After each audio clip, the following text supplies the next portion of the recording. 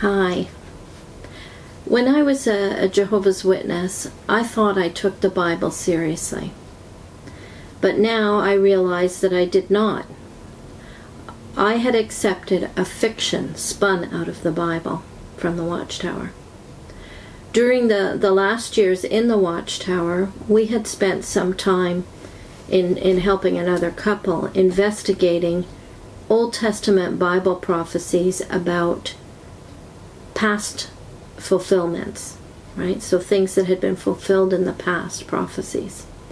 This helped me to gain confidence in the Word of God, as the Word of God, to take it seriously. A couple of the books that we used, I thought I would show you.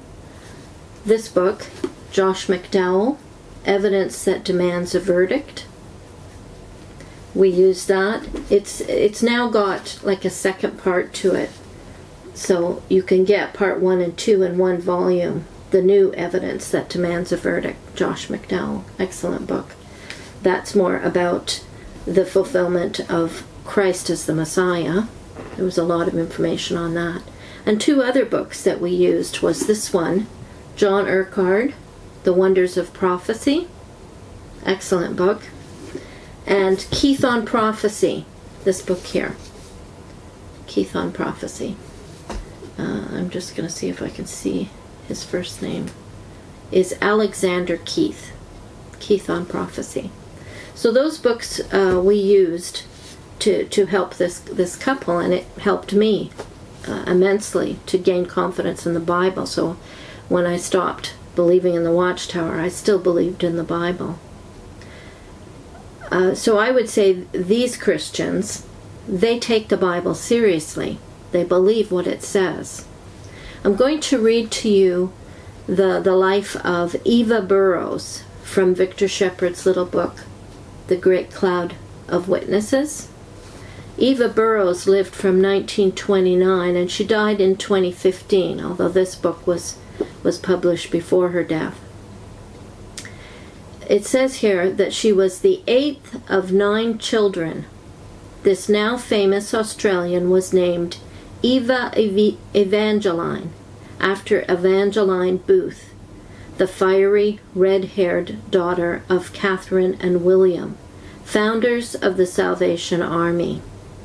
As a young adult, enlarging her appreciation of poetry, modern fiction, and drama at Brisbane University, she was invited by a medical student to attend a Bible study. To her surprise, she found intelligent people who took the book seriously and didn't find it boring.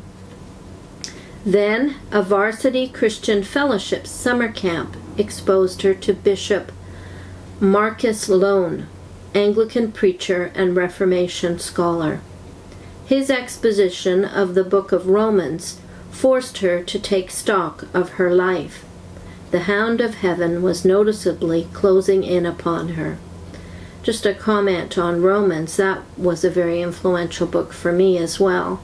Reading the first 3 chapters of Romans helped me to better evaluate the state of all people, no matter what their circumstances. So that helped me to get a more realistic look at the human condition before God. We'll continue now with Victor here. Her conversation and her calling to the ministry were simultaneous. From that moment on, she declared that she wanted only to discern and do God's will, regardless of the cost. The cost for her, she came to realize, included the renunciation of marriage. She is the only one of 9 siblings not to marry. At the same time, she has always acknowledged that the vocation of marriage is frequently more demanding. Following Burrows' ordination, Salvation Army authorities appointed her first to Southern Rhodesia. The Howard Institute there included an education center, a hospital, an outpatient clinic, primary and secondary schools, a teacher training college, a seminary, and, of course, a worship facility with a thriving congregation. Different responsibilities as preacher, teacher, and administrator would occupy her for the next 17 years. I didn't see myself as bossing the Africans, she insisted. I never had that white supremacy idea. I made a lot of mistakes, as any young person does, but I never made the mistake of thinking I knew it all as far as the Africans were concerned. On her first leave from the mission field, she completed a master's degree in African education at Sydney University, Australia. Longmans, the well-known publisher of textbooks, regularly consulted her about new school books intended for use in Africa. In addition to her becoming an advisor to the government with respect to the training of teachers, holidays were taken in South Africa, the nation notorious for its policy of apartheid. As often as Burrows stood in the blacks lineup and was told to move over to the whites, she simply walked away, the most telling protest she felt she could make. While Rhodesia didn't have an official policy of apartheid, racial discrimination was in fact practiced everywhere. Quite deliberately, she took black students into settings that had been tacitly set aside for whites only. Her next assignment was to the Salvation Army's International Seminary in London, England. 5 years later, Burrows was put in charge of women's social services around the world. Immediately, she saw that flexibility and adaptability were crucial if Christians were to do anything about the ravages of evil. Fewer homes were needed for unwed mothers, more homes for victims of domestic violence and substance abuse.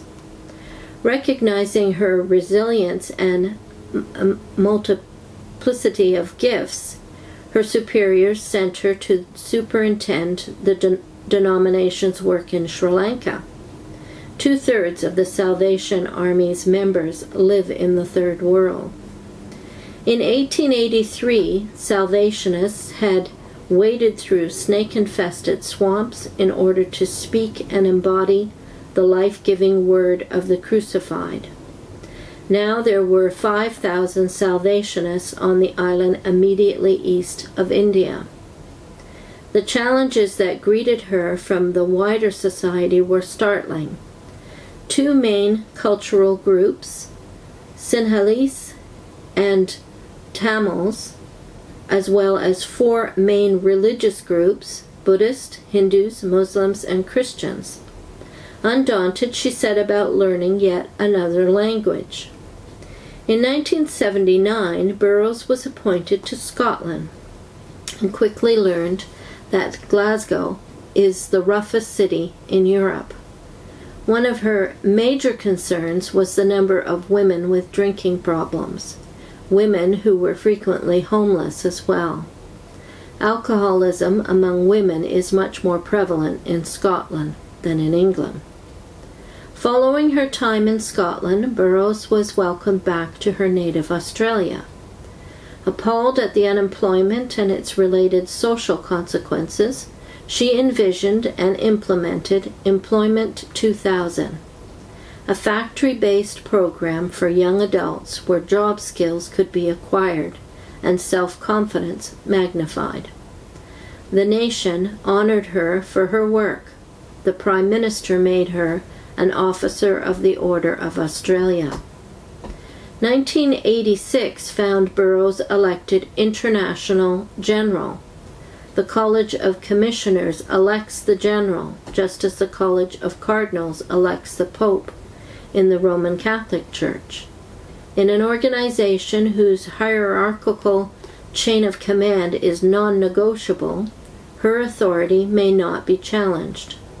Not surprisingly, she lost no time making major changes wherever she felt such changes to be kingdom-serving.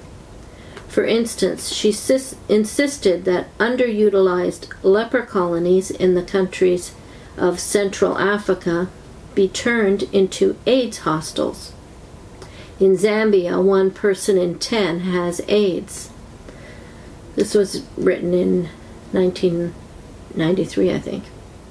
Her greatest thrill, the year she became international chief, was her renewed contact with fellow Salvationists in China.